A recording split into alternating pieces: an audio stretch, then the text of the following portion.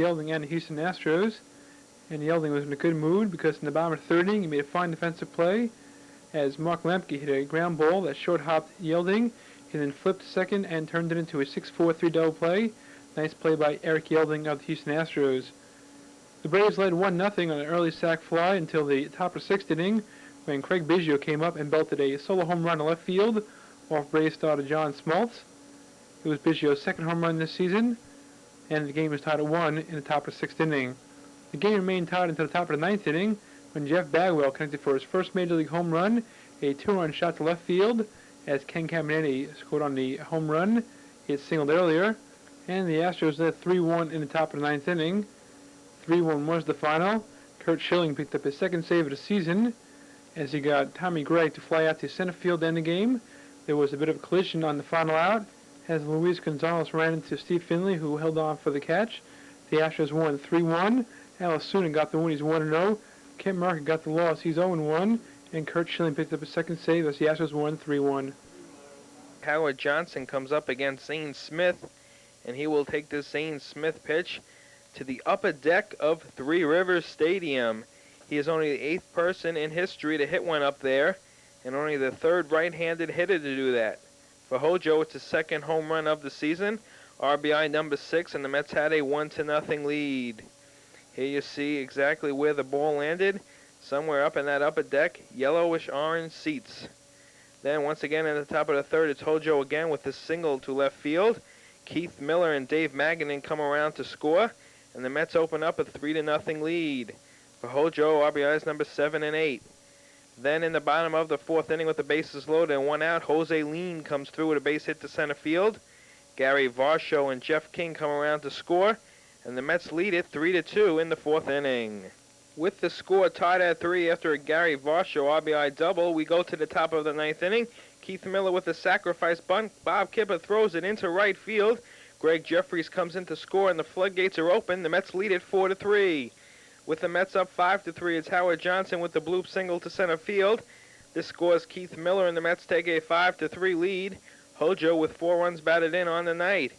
Then with the Mets up 7-3 still in the 9th inning, Kevin Elster with this drive up the right center field gap. It will score Howard Johnson and Tommy Herr. This gives the Mets a 9-3 lead, and that would be your final score as the Mets defeat the Pirates. Monday night, Wrigley Field in Chicago, it's Don Zimmer and the Cubs taking on the Philadelphia Phillies. And in the top of the 3rd inning with the Cubs up 1-0, it's Lenny Dykstra with this deep drive to right center field. It goes into the ivy. Both Charlie Hayes and Jason Grimsley come in to score, and Lenny Dykstra has himself a triple, and the Phillies lead it 2-1. After a pass ball scores Dykstra, making it 3-1, we go to the bottom of the 3rd inning, where Mark Grace comes through with his RBI single to right field. Doug DeCenzo scores, and the game is 3-2 Phillies. Then, one batter later, Jason Grimsley uncorks his 4th wild pitch of the game, the second that scored a run. This will tie the game at 3-3 in the 3rd inning. It stayed that way until the bottom of the 6th inning when rookie Gary Scott came up, and he will get this bloop single to right field off of Jason Grimsley. Andre Dawson comes in to score, and the Philadelphia Phillies trail the Chicago Cubs 4-3 as they play the 7th inning. Then in the bottom of the 8th inning, Andre Dawson facing his ex-teammate Mitch Williams. Williams serves up this gopher ball to left field. It's a no doubt about it shot off the fence. For Andre Dawson, it's his first home run of the season, and he gives the Cubs a 5-3 lead. Then in the top of the 9th inning, it's Dale Murphy here against Dave Smith, and he'll take Dave Smith deep to left center field on the line. For Murphy, it's his second home run of the season. This makes the score 5-4 Cubs. That would be a final score, though. Cubs win it 5-4. From Candlestick Park in San Francisco, it was the Giants' home opener, and Willie Mays on hand, fooling around with Kevin Mitchell prior to the game. And as always, it was rather windy in Candlestick Park, and watched the first pitch thrown out by this little girl as it was taken away by the wind onto the game. In the top of the 1st inning, Dodgers scored 2 runs. First, Cal Daniels singled the middle off by Black. Juan Samuel scored from second base, and the Dodgers led 1-0. The next batter was Jeff Hamilton, and he came up and hit an infield single off the glove of Matt Williams on the play Dallas Strawberry scored, and Dodgers led 2-0 in the first inning. That's all the Dodgers needed as they went on to win 2-1. Strange play in the bottom of the sixth inning as Willie McGee bunted. He was tagged out by Tim Belcher, who dropped the ball. The umpire didn't see, he called him out. Then he called him safe. But then McGee never touched first base, and eventually was tagged out. Strange play in the bottom of the sixth inning. Then at the top of the seventh inning, Lenny Harris and the rest of the Dodgers and the Parkers all had a big laugh as John Candelaria's cap fell off, actually blown off, while delivering a pitch to Will Clark, who later fouled out. On to the bottom of the ninth inning, the score 2-1 Los Angeles. Jay Howell finished off the game for his first save of the season when he struck out Robert Thompson looking to end the game. Tim Belcher got the win, he's 2-0. Bud Black got the loss, he's 0-2. Dodgers win 2-1. Monday night at Seattle in the Kingdome, it's the Mariners taking on the Minnesota Twins. And in the bottom of the first inning, it's Edgar Martinez with 2 men on. He'll take this Alan Anderson pitch deep into left field bleachers. For Edgar Martinez, it's his second home run of the season. Harold Reynolds and Tracy Jones score, and the Mariners lead it 3-0. Going to the top of the third inning, it's Shane Mack here returning the favor opposite field job to right field. For Mack, it's his first home run of the season. Scoring ahead of him is Chuck Knobloch, and the Mariners' lead is cut to 3-2. Then in the bottom of the third inning, it's Tracy Jones here with this shot to left field. A fan clearly reaches over, but they award Tracy Jones with the home run. It's his first home run of the year, and the Mariners lead it 4-2. Still in the bottom of the third inning, it's Pete O'Brien with this bloop single over Greg Gagney's head. Edgar Martinez scores, and the Mariners' lead is at 5-2. In the top of the fourth inning, with the Mariners leading at 6-2, a controversial play. Ken Herbeck with the ground at a second. Harold Reynolds thinks he's got Brian Harper out of the baseline. He throws to first to complete the double play. Meanwhile, Chili Davis scores at 6-3. They awarded Harper safe at second, although he looked like he was clearly out of the baseline. And in the top of the sixth inning, with the score 6-4, Mariners Ken Griffey Jr. with a great diving catch to rob Ken Herbeck of an extra base hit and an RBI. Now to the bottom of the sixth inning, 2 men on. Harold Reynolds with the double down the left field line. Dave Valley and Jeff Schaefer score on the play, and the Mariners lead it 8-4. And that's how the score would remain as Randy Johnson goes the distance for a complete game. His first victory of the season and the Mariners' first victory of the season. Seattle wins it 8-4. Randy Johnson's 1-1. Alan Anderson is also 1-1. Monday night in California, the opening night for the California Angels, and Reggie Jackson watching his 2 old teams take on each other. Here we go, bottom of the third inning, A's leading at 1-0. Ernie Riles throws away Luis Sojo's bunt with 2 outs. This enables Junior Felix to score, and the game is tied at 1 apiece. Going to the top of the fourth inning with second and third and 1 man out, Willie Wilson does his job with the grounder to the right side of the infield. Terry Steinbach scores, and the A's lead it 2-1. With the score tied at 2 in the top of the seventh inning, 2 men on, Jose Canseco versus Kirk McCaskill. And McCaskill grooves one to Canseco. He crushes it to left field. For Canseco, it's his second home run of the season. Mike Gallego and Dave Henderson score, and the A's lead it 5-2. There must have been a full moon in California tonight because fans were all over the field. Here on a foul ball, Canseco going one way, the fan going the other way. Then later on in the ninth inning, here's a shirtless fan out for a jog. Everybody's looking at the shirtless fan, and then finally the cops put the cuffs on him and take him out. At least 4 fans were out on the field tonight.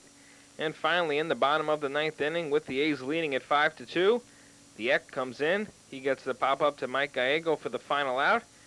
Eckersley's third save, Bob Welch's first win of the season. The A's defeat the Angels 5-2. We move to the top of the first with 1 out and 1 on. Robin Ventura at the plate, and he'll hit this 2-run shot to the right field corner off Yankees starter Scott Sanderson, and Lance Johnson will score also, and Chicago takes an early 2-0 lead. And this Yankee fan obviously not happy about the home run or sitting out in the rain. Then in the bottom of the third inning, Yankee shortstop Elvira Espinoza will get called out on strikes, and he will not be happy as he gets into an argument with home plate umpire Dale Scott. They'll exchange a few words before Espinoza is ejected. Here's another look at the play that had Espinoza thrown out of the game. Still in the third inning, Roberto Kelly will single in the Yankees' first run, and they'll be down 2-1 when Kevin Moss steps up to the plate, and he'll hit his second home run of the season. This 3-run shot to right field. Don Mattingly and Roberto Kelly will score, off Chicago starter Greg Hibbert, and the Yankees now lead 4-2. We move to the top of the fourth inning now, and Scott Fletcher will step up to the plate, and he'll hit a two-run home run off Scott Sanderson to left field. This came with one man on and one out. Ozzie Guillen will score, and this ties the game at 4 in the fourth inning. We move to the top of the seventh, and with two outs, Frank Thomas steps up to the plate off Greg Cadaret, and he'll loop an RBI single to right field. Lance Johnson comes around the score, and Chicago takes a 5-4 lead, and that's where we are in the seventh inning. In the top of the 10th with two outs and Corey Snyder on third, Yankee catcher Bob Guerin will make a big mistake as he lets his Lee Gooderman pitch get by for a pass ball. Corey Snyder comes in to score, and the Sox are up 6-4. In the bottom of the ninth, the Yankees would get a run off Bobby Thigpen, but he picks up his third save of the season as he strikes out Steve Sachs with the bases loaded. White Sox go on to win 6-5. Greg Hibbert gets the win. He's 2-0, and Greg Cadaret falls to 0-2. And Boyd and the Montreal Expos hosting the St. Louis Cardinals in Monday afternoon action, the home opener for the Expos. We pick it up in the top of the first inning. Catcher Gilberto Reyes of Montreal guns down Ray Langford trying to steal second base. In this game, Reyes would go on to throw out 3 runners attempting to steal. We move now to the top of the fourth inning. The Cardinals get on the board first. Todd Zeile lines a 2-out single to center field, scoring Ozzie Smith from third base, and the Cardinals led 1-0. Moving now to the bottom of the fourth inning, the Expos tie the score. Here, Andres Galarraga facing Jose De Leon hits a solo home run to center field, Galarraga's first home run of the year, and the score was tied 1-1. But then in the top of the sixth inning, Pedro Guerrero would connect for his first of 2 home runs in this game. Here he belts it to left field, a solo shot off of Oil Cam Boyd, and the Cardinals led 2-1. The score remained 2-1 until the bottom of the 8th inning when the Expos would score 3 runs. Here, Ivan Calderon will ground a single up the middle, scoring Delino DeShields from second base. This tied the score 2-2. Then later in the bottom of the 8th inning, Larry Walker would give the Expos the lead. Here he lines a single to right field, scoring Dave Martinez from third base, and the Expos led 3-2. The Expos would go on to lead 4-2 after 8 innings, but the Cardinals rally for 3 runs in the top of the 9th to win this game. Here Pedro Guerrero in the top of the 9th belts a solo home run off of loser Tim Burke to left field, his second of the game, his second home run of the year, and the Cardinals trailed by only 1 run, 4-3. Then later in the top of the 9th inning, Todd Zeile belts a triple to left center field. This scores Felix Jose from first base, and the score was tied 4-4. Steve Fry would then enter the game to replace Tim Burke, but Fry would give up the game-winning sacrifice fly to Tom Pagnazzi. Here Pagnazzi hits it to right field. It scores Todd Zeile from third base with the go-ahead run. This made the score St. Louis 5-4. And things looked pretty good for the St. Louis Cardinals. It was time to celebrate for Pedro Guerrero. We move now to the bottom of the 9th inning. Lee Smith strikes out the side to pick up his 4th save of the year. St. Louis wins this game 5-4. Smith strikes out Dave Martinez for the final out. The winning pitcher, Chris Carpenter, he's 1-0. Tim Burke picks up the loss. He's 1-1. The Cardinals win 5-4. Indians at Fenway Park on a 11 a.m. start. This is Matt Young pitching for Boston. The starter here strikes out Albert Bell, and he would follow with striking out Joel Skinner to end the second inning. Matt Young pitched 9 innings of scoreless ball, giving up but 2 hits, yet he got a no decision. The Cleveland pitcher was Charles Nagy. Nagy was equally in form. Here striking out Jody Reed in the 4th inning, and then getting Mike Marshall to ground into a 5-4-3 double play to end the 7th inning. The closest anybody came to scoring was when Mike Marshall was at the plate with Jack Clark on third base, but the play at the plate, and he was out in the 5th inning. Nagy pitched 8 in the 3rd innings of no-run, 4-hit ball. The zeros mounted as you had as many goose eggs as in a chicken coop.